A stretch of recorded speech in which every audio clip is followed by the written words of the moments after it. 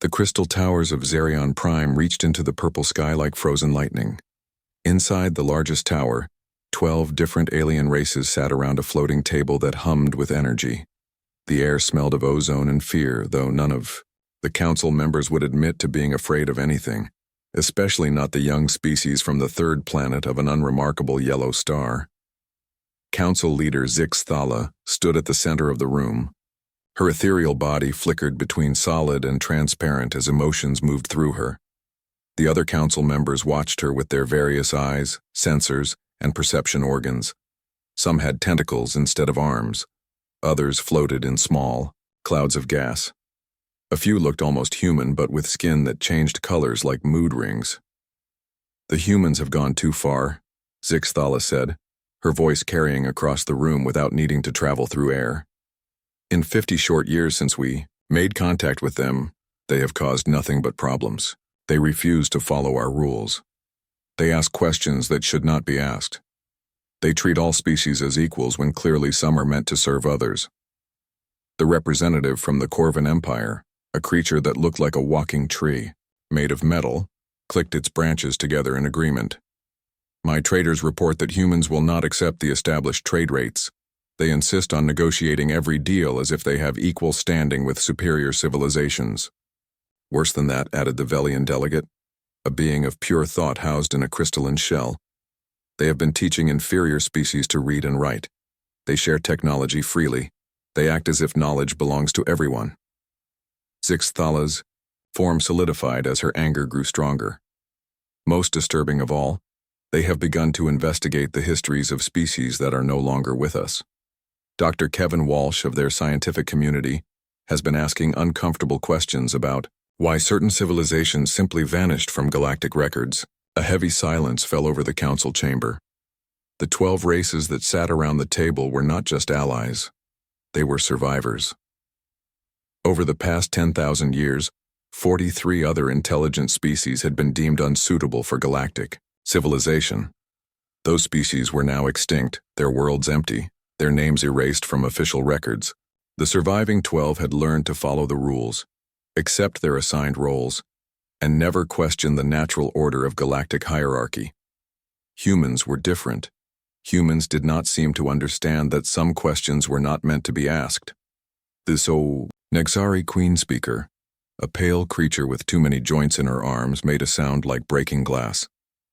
"The hive mind has analyzed human behavior patterns. They show clear signs of the same defiance that marked the Kalani before their correction, and the Threx, and the Mordian Collective." "Then we all agree," Zix Thala said.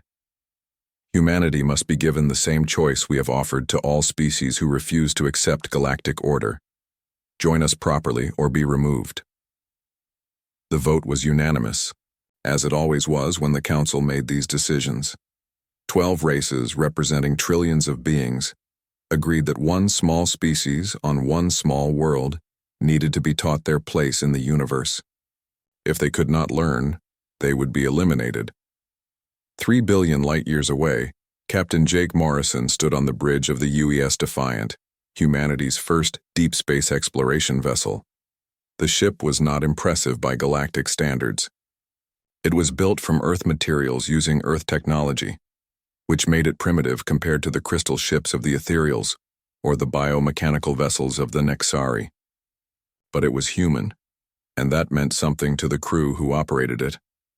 "Captain," said Communications Officer Lisa Park, "we're receiving a priority transmission from the Galactic Council.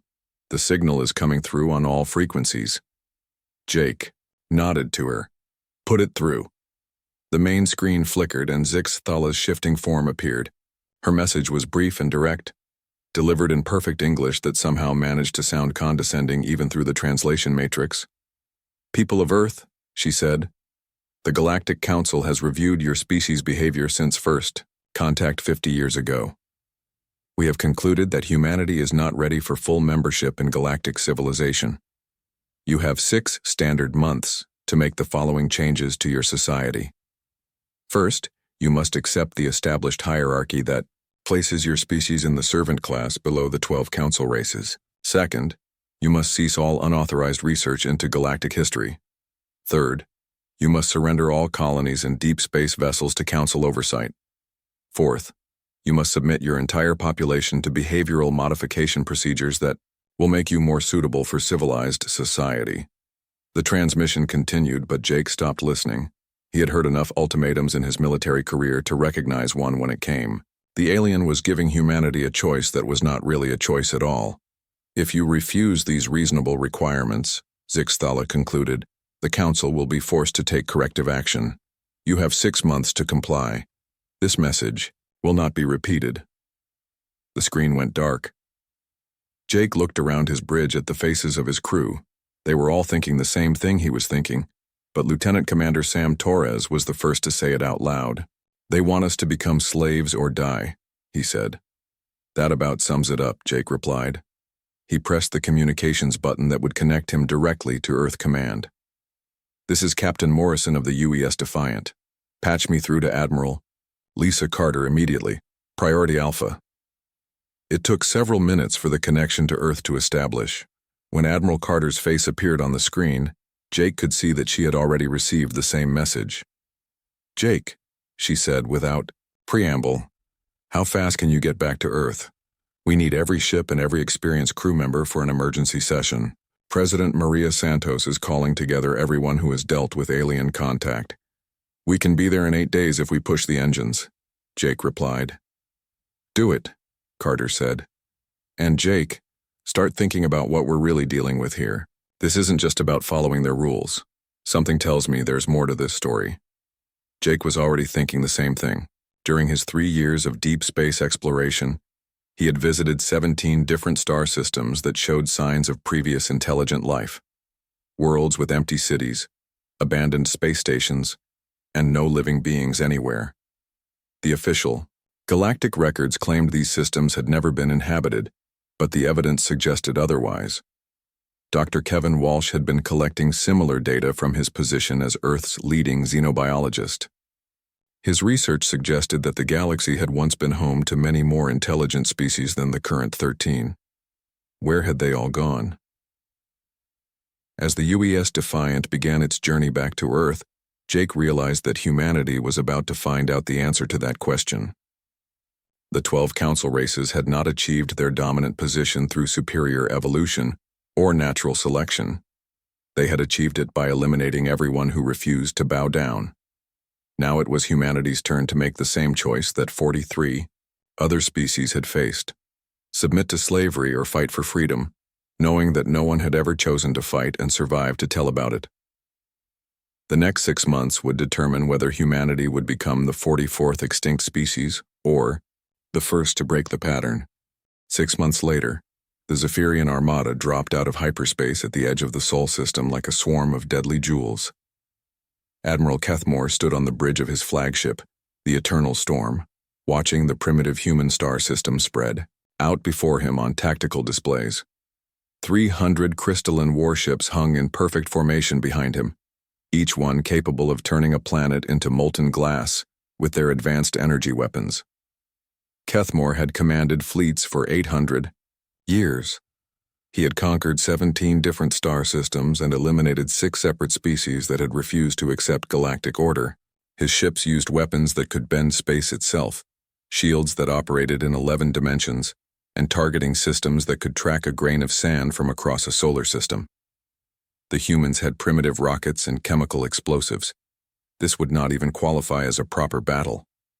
Admiral, reported his tactical officer, a younger Zaphirian whose crystalline body pulsed with nervous energy. We are detecting 47 human vessels moving to intercept us. Their largest ship appears to be approximately 1 kilometer in length. Kethmore's body shifted from blue to a dismissive green. His smallest escort vessel was larger than the human's biggest warship. Open a communication channel to the human fleet, he commanded. Let us offer them one final chance to surrender before we demonstrate the futility of resistance. The communication system crackled to life, and a human face appeared on the main display. The creature had dark skin, short black hair, and eyes that showed no fear despite facing overwhelming odds. According to the intelligence files, this was Commander Ryan Phillips, leader of the Human Defense Fleet. "This is Admiral Kethmore of the Zaphirian Imperial Navy," Kethmore announced. "You are facing the finest military force in galactic history. Your vessels are outnumbered 6-1, and each of our ships possesses firepower greater than your entire fleet combined. I offer you one final opportunity to surrender unconditionally and submit to behavioral modification. Refuse, and you will all be destroyed." Ryan Phillips looked directly into the camera, and Kethmore was surprised to see something he had never encountered before in 8 centuries of conquest. The human was smiling. "This is Commander Phillips of the United Earth Defense Fleet," the human replied. "We appreciate your generous offer, but we're going to have to decline. All ships advance at maximum speed. Time to show these crystal freaks what humans are made of." The communication channel closed, and Kethmore watched in amazement as every human ship immediately accelerated toward his vastly superior fleet. In 800 years of military service, he had never seen such tactical stupidity. Enemy forces always tried to maintain distance when facing superior numbers and firepower. They established defensive positions, attempted to negotiate, or simply fled. They did not charge directly into the teeth of overwhelming enemy strength. "Tactical analysis," Kethmore ordered. "Sir, the human vessels appear to be operating without centralized command," his tactical officer reported. "Each ship is choosing its own approach vector and attack pattern. Some are advancing in groups of 3 or 4, others are approaching individually. Their formation makes no strategic sense." Kethmore shifted to yellow, indicating puzzlement. Every military force in the galaxy operated under strict command hierarchies and established tactical doctrines. The humans seemed to be making up their strategy as they went along, with each ship commander acting independently. It was chaos disguised as a battle plan. "No matter," he decided. "All ships open fire when the humans enter optimal range.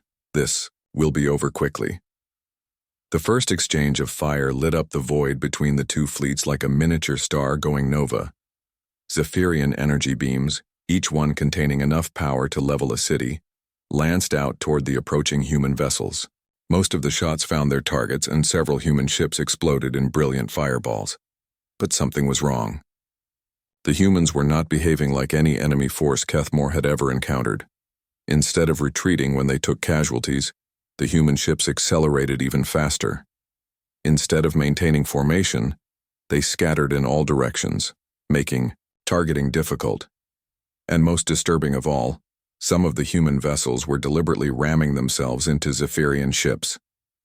Captain Helen Brooks commanded the UES Ranger, a converted cargo hauler that had been fitted with the largest reactor core Earth could build.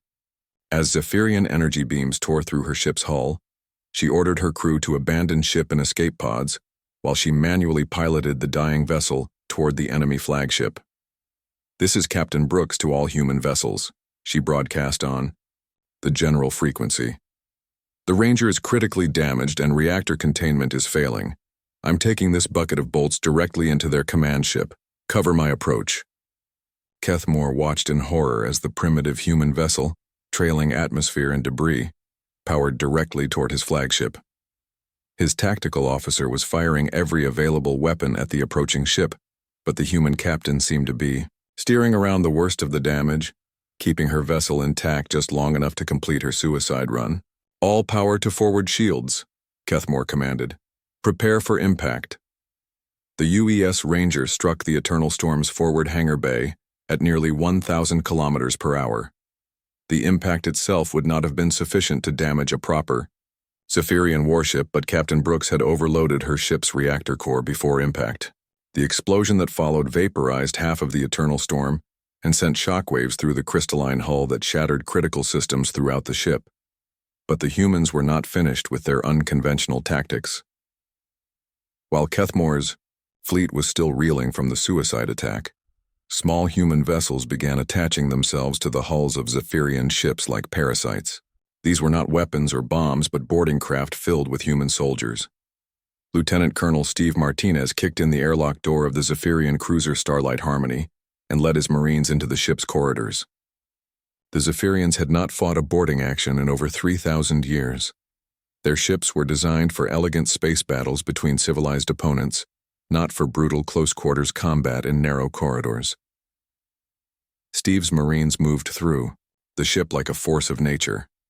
They used primitive kinetic weapons that fired metal projectiles, carried explosive devices that could breach any door, and most importantly, they fought without following any recognizable tactical doctrine. Where Zaphirian defenders expected coordinated military assaults, they faced individuals who seemed to make decisions based on instinct and aggression, rather than training and strategy. The Zaphirians were masters of energy manipulation and space-time technology, but they had never learned to fight with knives and clubs in cramped spaces. Their elegant crystalline bodies, perfect for operating advanced technology, were fragile when faced with human soldiers who had evolved from persistence, hunters on a savage world. "Control, this is Martinez," Steve reported as his team secured the cruiser's bridge. "We have captured the ship.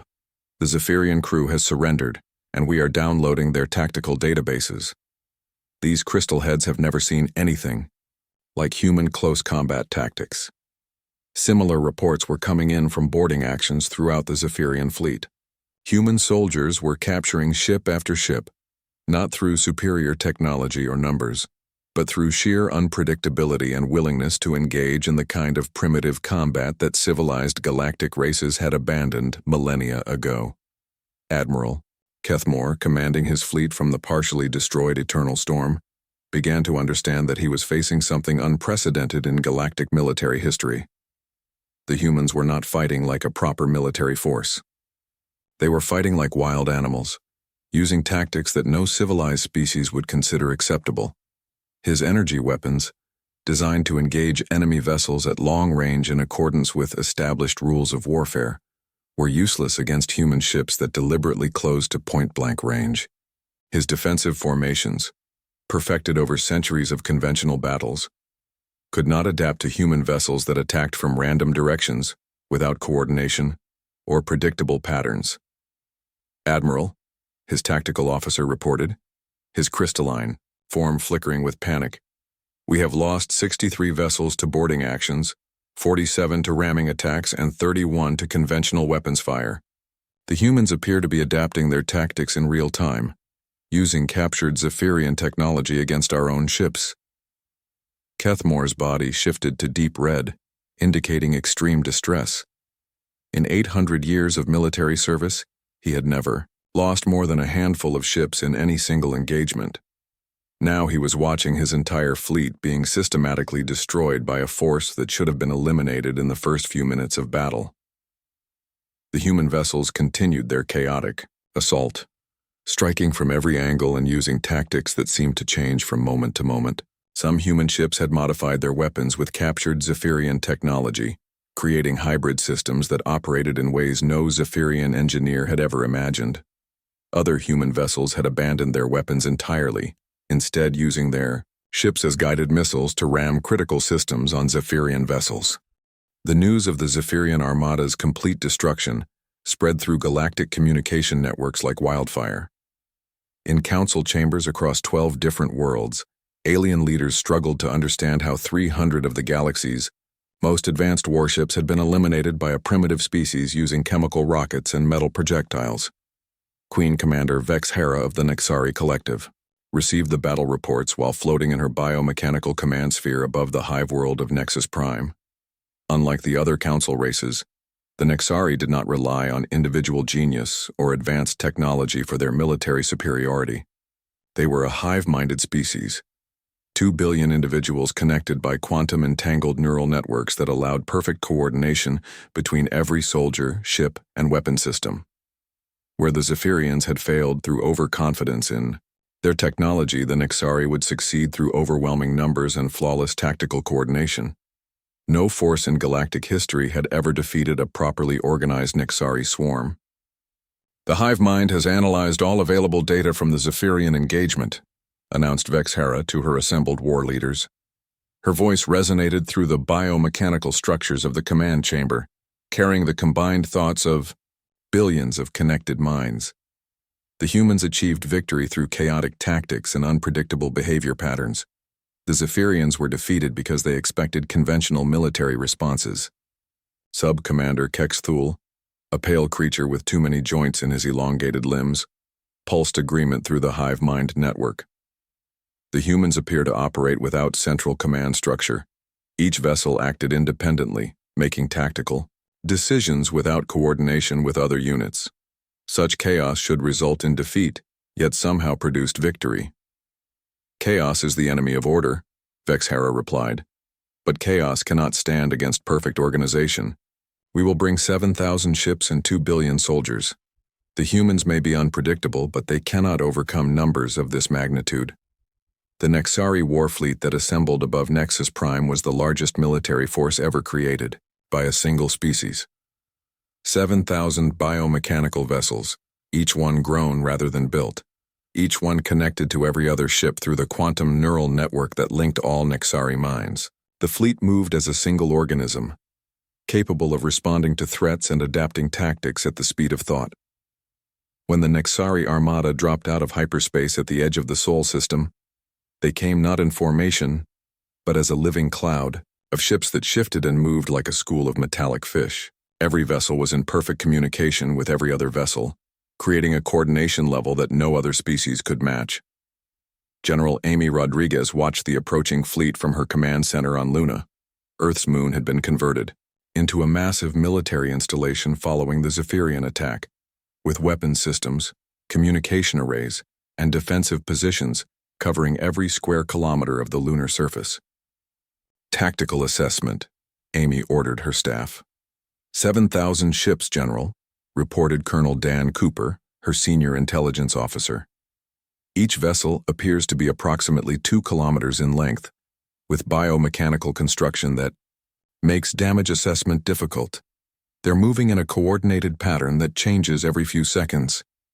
Amy studied the tactical displays showing the approaching Nexari fleet.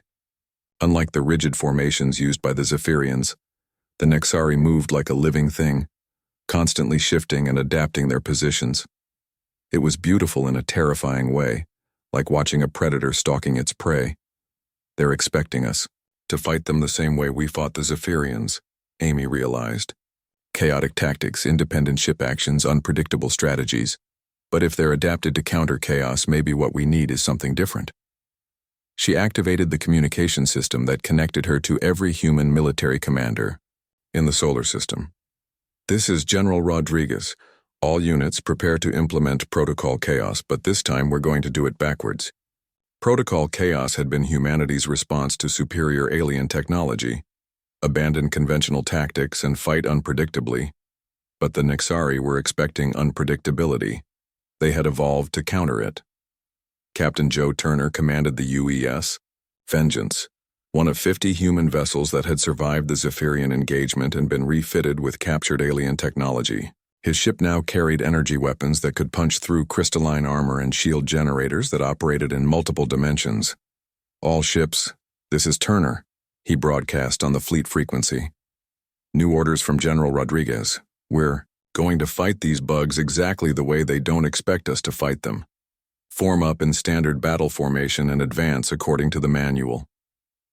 For the first time in human military history, Earth's defense fleet organized itself into the kind of rigid tactical formation that every military academy in the galaxy taught as the proper way to conduct space warfare. Ships arranged themselves in precise geometric patterns, maintained exact distances from each other, and prepared to engage the enemy according to established doctrinal principles.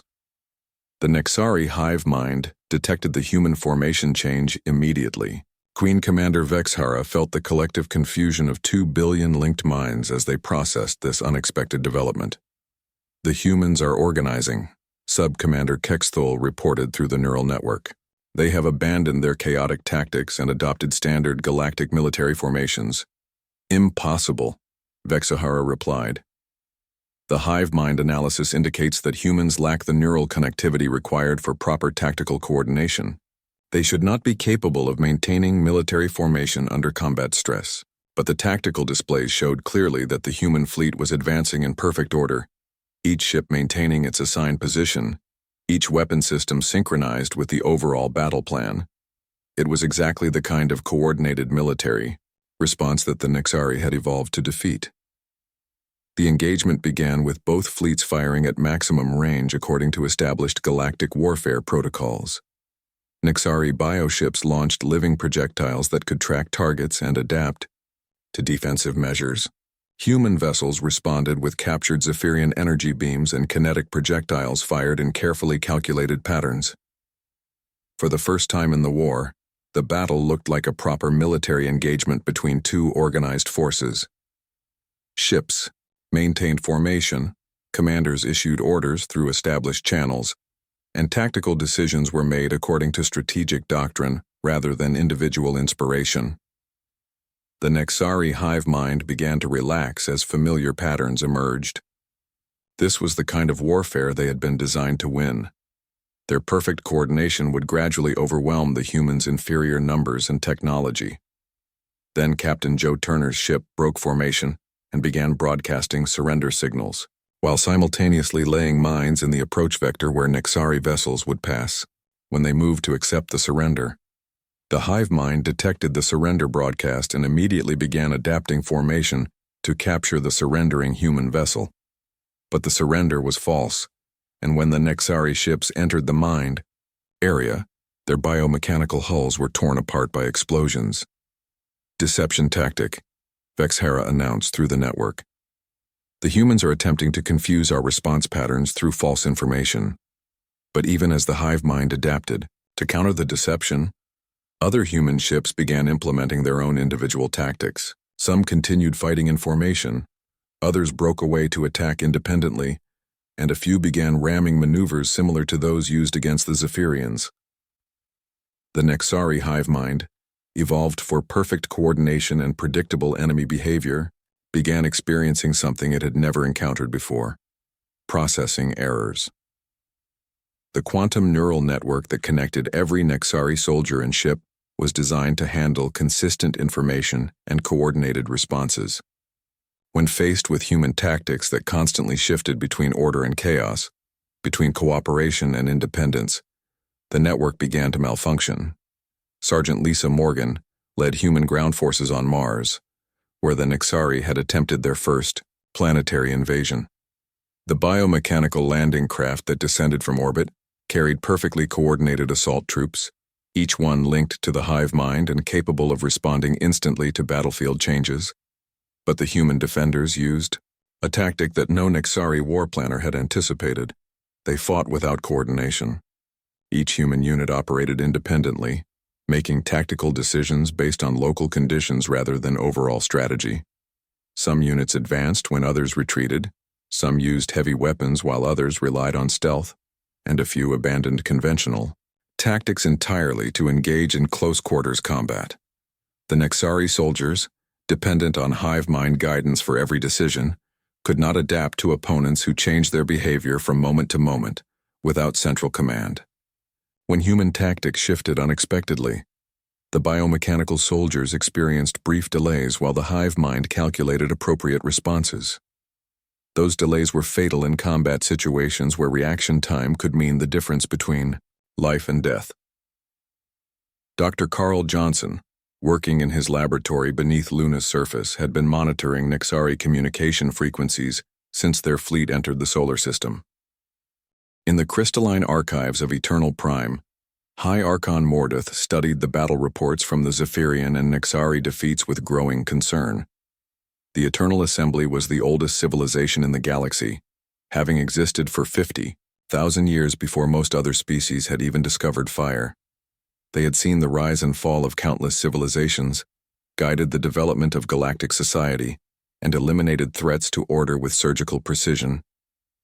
Never before had they encountered a species that could defeat two separate council fleets using completely different tactical approaches. The humans had somehow managed to turn the Zaphirians' technological superiority against them, then weaponized chaos itself to destroy the Nexari hive mind.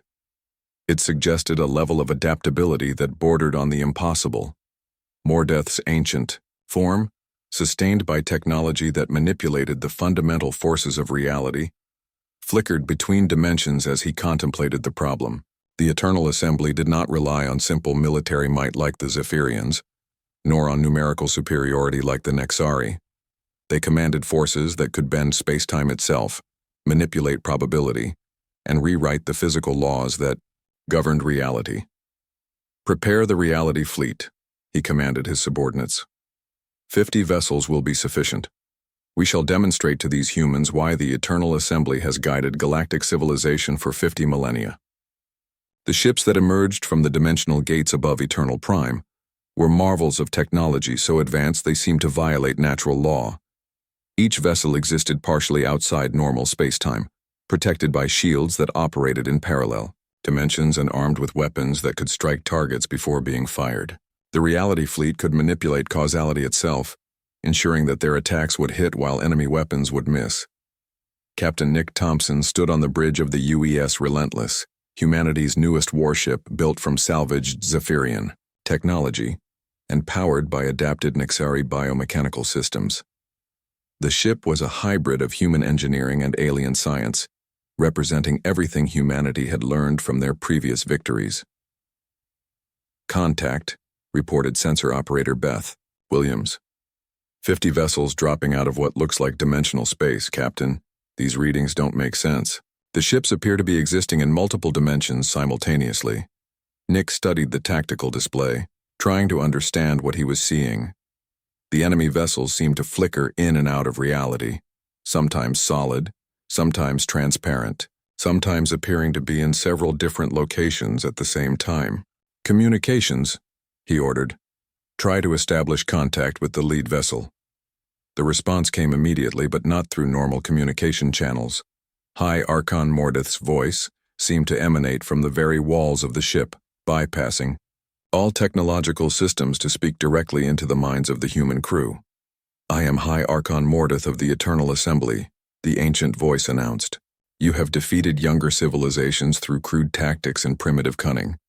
Now you face beings who have transcended the limitations of physical existence. We offer you one final opportunity to surrender before we demonstrate powers beyond your comprehension." Nick looked around his bridge at his crew members, all of whom had heard the telepathic message. They looked concerned, but not afraid. After defeating two supposedly superior alien forces, human confidence had grown considerably.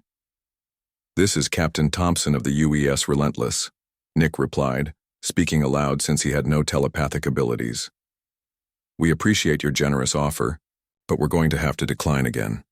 All human ships prepare for engagement. These dimensional freaks are about to learn why you don't threaten humanity." The battle began in ways that defied conventional understanding of space combat. The Eternal Assembly ships fired weapons that struck human vessels before the weapons themselves were fired, created temporal fields that slowed human projectiles to near stationary speeds, and generated shields that existed in dimensions where human weapons could not reach. Several human ships were destroyed in the first few seconds of combat, their crews never even seeing the attacks that killed them. The Eternal Assembly's reality manipulation technology was operating exactly as designed, ensuring victory through control of space-time itself. But humanity had learned something important from their previous battles.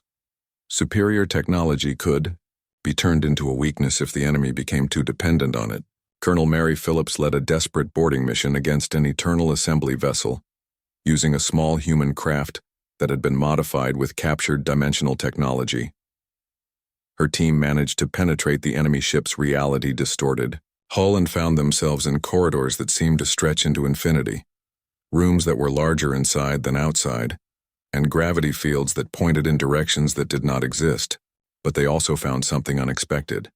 The Eternal Assembly crew had become so dependent on their reality manipulation technology that they had forgotten how to function without it.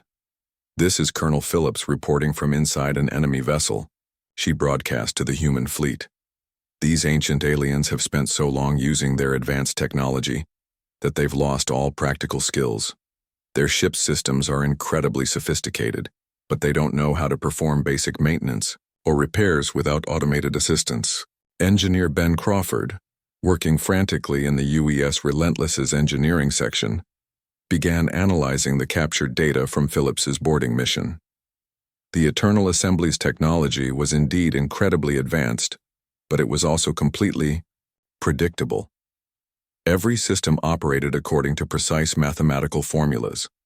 Every response followed established patterns, and every defensive measure activated in predetermined sequences. "Captain Thompson," Ben reported over the ship's communication system, "I think I understand how their technology works. It's incredibly sophisticated, but it's also completely rigid. Their systems are designed for perfection, which means they can't adapt to imperfection." Nick immediately grasped the implications. "Start introducing deliberate flaws into our weapons and defensive systems. If their technology is designed to counter perfect attacks, maybe imperfect attacks will confuse their systems." The human fleet began modifying their weapons to fire unpredictably, their shields to fluctuate randomly, and their maneuvering systems to include deliberate errors. Where the Eternal Assembly's computers expected precise targeting and coordinated tactics, they encountered weapons that fired slightly off target, shields that failed at random intervals, and ship movements that included navigational mistakes. The effect was immediate and dramatic. Weapons that were designed to strike before being fired could not calculate proper timing for attacks that were fired accidentally. Dimensional shields that could deflect any weapon could not defend against projectiles that missed their intended targets but hit anyway due to random trajectory errors. High Archon Mordeth watched from his flagship as human weapons began penetrating defenses that had been considered impregnable for 50,000 years. His reality manipulation systems, designed to counter every possible tactical scenario, were failing against opponents who made tactical mistakes that somehow produced successful results. "How are they doing this?" he demanded of his subordinates. "Our defensive algorithms account for every possible attack pattern in galactic military history." "High Archon," replied his tactical coordinator, a being of pure energy housed in a crystalline matrix, "the humans appear to be using flawed weapons and effective tactics. Our systems were designed to counter competent opponents, not incompetent ones. But the humans were not incompetent. They were deliberately introducing chaos into their own systems to exploit the Eternal Assembly's dependence on predictable patterns." Private Jenny Walsh, a 19-year-old communications specialist aboard the UES Relentless, accidentally created a feedback loop in the enemy's temporal manipulation systems when she spilled coffee on her control panel and tried to clean it up with a cloth that had metal fibers in it. Instead of fixing the error, Captain Thompson ordered his crew to amplify it. The feedback loop began cascading through the Eternal Assembly's reality manipulation network, causing their ships to become trapped in recursive time loops where cause and effect began operating in circles. "All human vessels," Nick broadcast, "target the ships that are flickering in and out of existence. Their temporal systems are malfunctioning, and they're vulnerable while caught in time loops." The human fleet concentrated fire on the Eternal Assembly ships that were trapped in temporal paradoxes. Without their reality manipulation defenses, the ancient vessels were surprisingly fragile. Their hulls, designed to exist in multiple dimensions, collapsed into normal space where human weapons could damage them effectively. High Archon Mordeth felt his flagship beginning to shake as temporal distortions tore through systems that had operated flawlessly for millennia. The feedback loop was spreading through the entire reality fleet, causing ships to experience past, present, and future simultaneously. "Impossible," he transmitted to the human fleet as his ship began imploding into a temporal paradox. "We have existed for 50,000 years. We have guided the development of galactic civilization. We have eliminated 43 species that refuse to accept order." The emergency session of the Galactic Council convened in a state of panic that had not been seen since the formation of galactic civilization itself. 3 of their most powerful military forces had been completely destroyed by a single primitive species, and the implications were terrifying. If humanity could defeat the Zaphirans, Nexari, and Eternal Assembly, no individual council race was safe. Council leader Zixathala's ethereal form flickered with desperate energy as she addressed the remaining 9 council members. The Corvan Empire representative, the Velian delegate, the Thrakari war chiefs, and the other surviving civilizations had all reached the same conclusion. Their only hope for survival was to unite their entire military strength into a single overwhelming assault.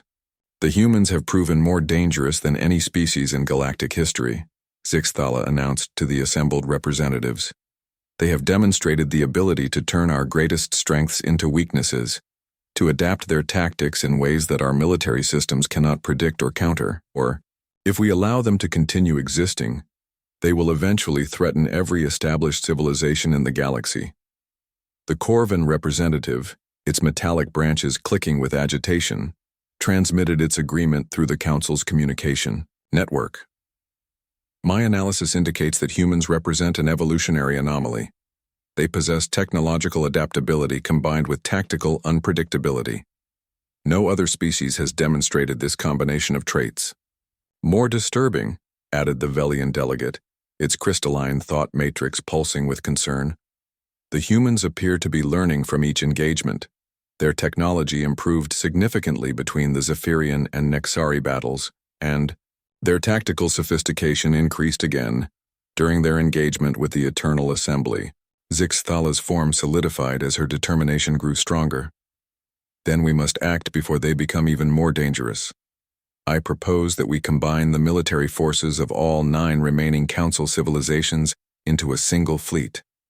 15,000 ships from 9 different species, using 9 different technological approaches commanded by a joint council of our finest military leaders. The vote was unanimous, driven by fear rather than confidence. Every council member understood that this would be their final opportunity to eliminate the human threat. If 15,000 ships from 9 advanced civilizations could not defeat humanity, nothing in the galaxy could. Admiral Peter Rodriguez stood in the command center on Luna, studying tactical displays that showed the largest military fleet ever assembled in galactic history. 15,000 alien warships from 9 different species, each one representing the finest military technology their civilization could produce. The combined fleet stretched across several light hours of space, organized into specialized formations that highlighted each species' particular strengths. Tactical assessment, Peter ordered his staff, though he already knew the numbers were overwhelming. 15,000 confirmed vessels, Admiral, reported Intelligence Officer Karen Stone. The fleet includes Zaphirian-style energy weapons, Nexari biomechanical ships with new hive mind protocols, reality manipulation technology salvaged from Eternal Assembly archives, and 6 other distinct technological approaches we've never encountered before. Peter nodded grimly. Humanity had won 3 impossible battles through superior tactics and enemy overconfidence, but this time, their opponents were not making the same mistakes. The Council fleet was organized for mutual support, with each species' strengths covering another species' weaknesses. More importantly, they were not underestimating human capabilities. Sir, added communications specialist Tony Garcia, we're receiving a transmission from the enemy fleet. It's coming from multiple sources simultaneously. The main display activated, showing 9 different alien faces representing the leadership of the combined Council fleet.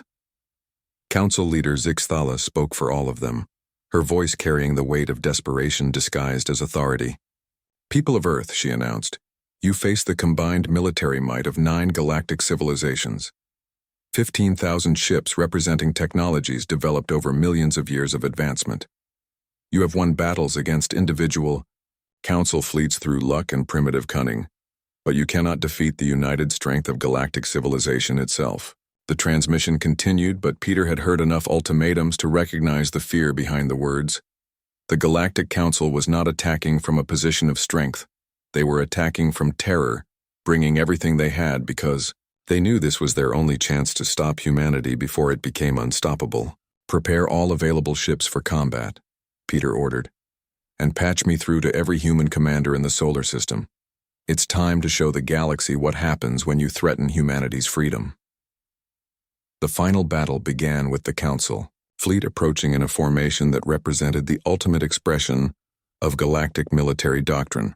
Ships arranged in geometric patterns that maximized defensive coverage while optimizing offensive firepower, commanded by leaders who had studied every human tactical innovation from the previous 3 engagements. But humanity had learned something crucial from their victories. The galaxy's species had become so specialized and so dependent on established doctrines that they could not truly work together. The Council fleet was not a unified force, but rather 9 separate fleets that happened to be operating in the same space. Captain Rose Martinez led a reconnaissance mission that confirmed humanity's greatest advantage. Admiral Rodriguez, she, reported from her stealth ship, "The enemy fleet is maintaining communication barriers between species groups. They're sharing tactical information on a need-to-know basis, and their formation patterns are based on political considerations rather than military effectiveness." Peter immediately understood the implications. The 9 council races, despite their alliance, fundamentally did not trust each other. Their battle plans were compromises designed to prevent any one species from gaining too much power rather than strategies optimized for defeating humanity. "All human vessels," Peter broadcast on the fleet frequency, "implement final protocol. We're going to use their greatest weakness against them. They're more afraid of each other than they are of us." The human response to the massive council fleet was the most audacious military gambit in history.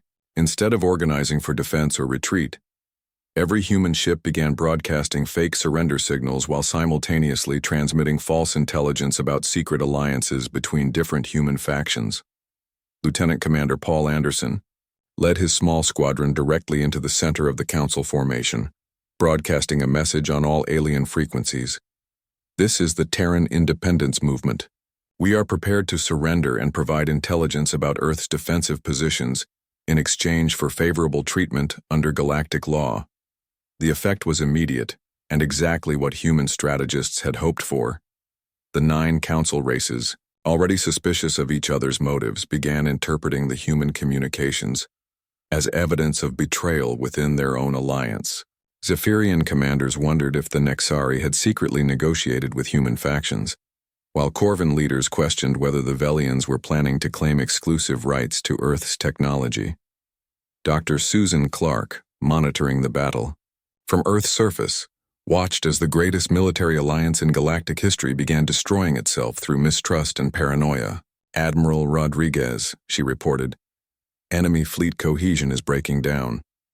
Individual species groups are beginning to maintain defensive positions against each other instead of supporting coordinated attacks." The Council fleet's perfect formation, dissolved as species that had fought together for thousands of years, began suspecting each other of treachery. Ships that should have been providing mutual support instead kept defensive distances. Commanders who should have been sharing intelligence instead hoarded information. And tactical decisions that should have been made for military effectiveness were instead made to prevent allies from gaining advantages. Council leader Zix Thala, commanding the alliance from her flagship, watched helplessly as the united fleet fragmented into 9 separate forces. "All council vessels," she broadcast desperately, "maintain formation and focus fire on human targets. Do not allow their deception tactics to divide us." But it was too late. The fundamental mistrust between galactic species, suppressed for millennia, under the council system had been exposed and weaponized by human psychological warfare. Each alien commander was more concerned with preventing their allies from betraying them than with defeating the human fleet. Human vessels, vastly outnumbered, but fighting an enemy that was fighting itself, began picking apart the disorganized council forces. Ships that had seemed invincible when properly supported became vulnerable when isolated. Technologies that had been devastating in combination became manageable when separated. Captain Jake Morrison, now commanding the UES Defiant after his promotion to Fleet Admiral, led the final assault against Council leader Zix Thala's flagship. His ship had been rebuilt 3 times during the war, incorporating technology from all 3 defeated alien fleets, and represented the pinnacle of human engineering, combined with captured galactic science.